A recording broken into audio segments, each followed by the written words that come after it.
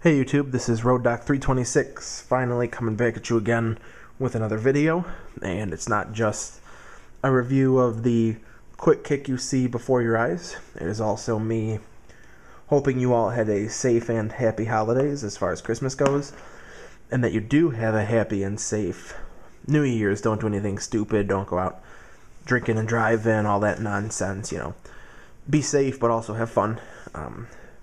With that out of the way, I'd also like to say thank you and give a shout out to all of my viewers, subscribers, friends, commenters, likers, watchers, His Tank brothers, just everybody out there who's shown me support throughout my first year, because as of last month, November 13th or 14th, I don't remember, was my first year anniversary of my first video,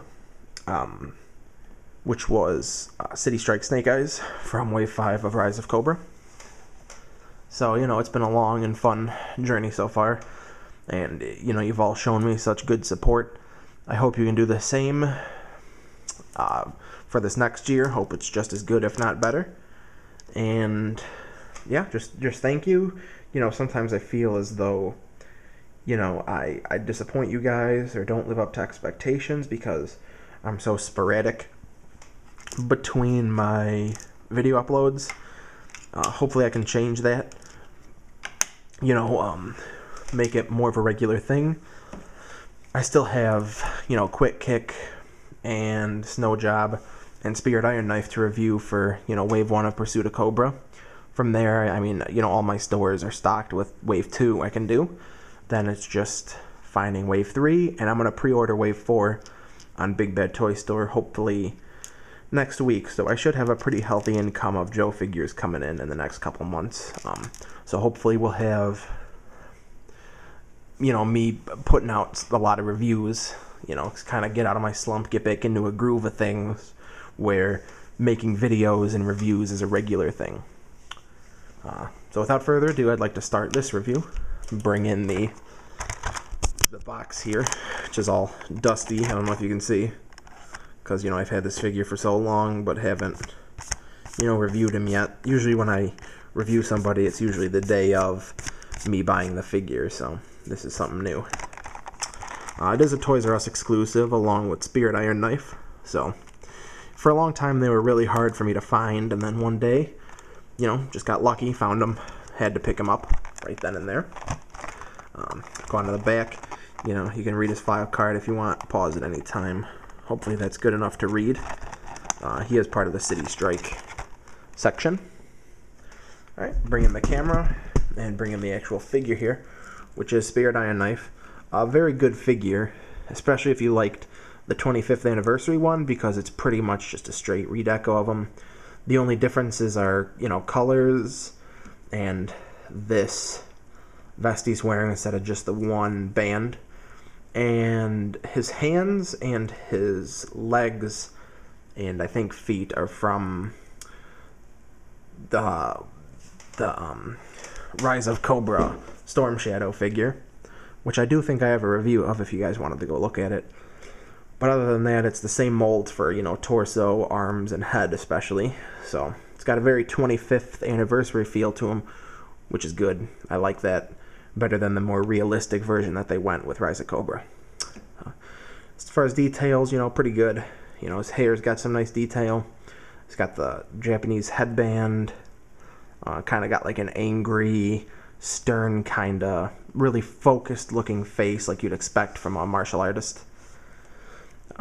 His vest thing has got like a fist with like an explosion kind of thing around it. Looks pretty cool. Got this big red belt. Pants have his yellow, 2 parallel lines on both sides, and 2 yellow lines on the shoes, on the insides and outsides. He's got these white wristbands, and the articulation in his wrists are at the top of the wristband and not at the base of the wrist where the wrist is technically at. As far as articulation goes, normal Joe articulation, 360 head, 360 arm out and in, elbows, 360 at the elbows, 360 at the wrist, legs move back, forward, out and in, double jointed knees, 360 spin on the feet and down, and he does have, you know, mid-torso, but that's kind of hard to do with the vest that he has. That's the only articulation on him that's restricted anyway. This figure has few accessories, which is okay because I had that beginning couple minute spiel, so that's fine. Does fit nicely to his base, as you can see, which is something that most people don't appreciate. That was really creepy. I've learned to appreciate it as of late. Me and a friend of mine have pretty much been buying a lot of Star Wars figures, and most of them do not fit to their stands at all. I don't know why. I mean, it's not that hard to make the figures with the same sized peg holes in their feet. Maybe it's just something I don't understand as a manufacturer, but it doesn't sound like it'd be that difficult.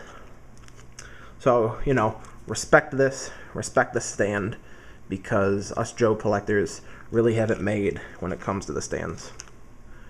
Accessories, his weapons, he does come with this, you know, on-themed color, yellow and black nunchucks.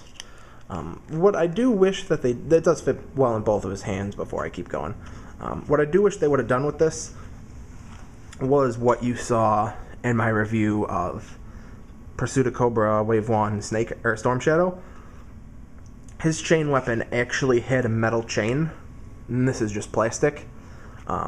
You know, it feels like you get more bang for your buck, you know, that they're putting more detail into it. It's just, in my opinion, nicer. You know, you can do more with it too. You know, my Snake Eyes has it like wrapped all around his back and everything.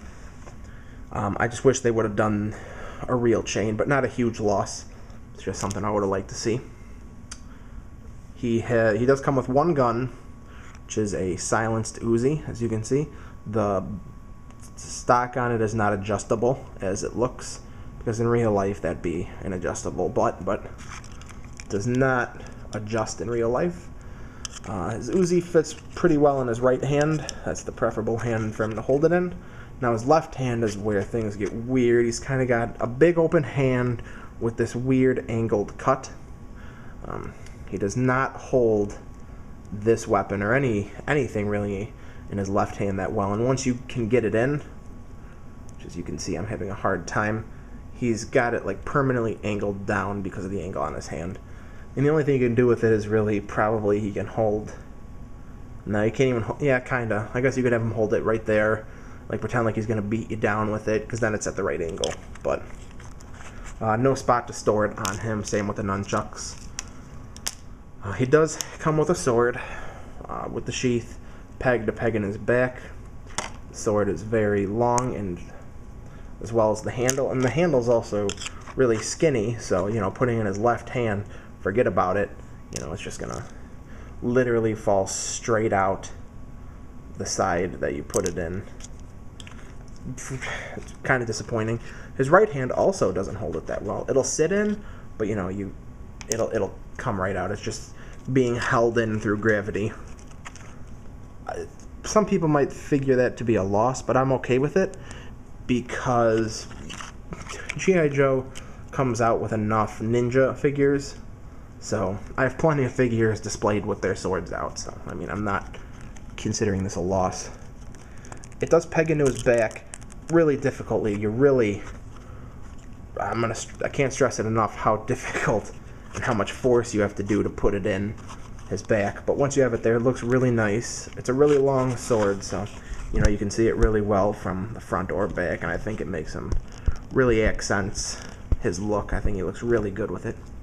Last but not least, my favorite accessories he comes with are two of these, you know, MMA style fighting gloves, very reminiscent of the gloves that Ryu and Ken have in, you know, Street Fighter. You just put them on like this, and they sort of clip onto the outsides. They do clip on very well. There's no worry about having them fall off, at least not for my figure. The only thing is you can't display them with them outside like this, because it looks tacky, because the insides of their hands are, you know, shown, because you can't have them be completely, you know, shown on the outside and on the insides, because then they'd be impossible to get on because you'd put them on like real gloves, and then you'd be looking at a bad thing. So they have to be made so that the insides are open, so to speak. But if you have them displayed with them just shown like this, they do look really good. They really accent his, kickboxing style attitude. That's pretty much all. As I said before, hopefully I'm going to be getting out a lot of, as many as possible reviews in the near future, kind of get back into my rhythm. Hopefully you all have a good and safe New Year's, and got to cut this one short here, and I will see you all hopefully really soon.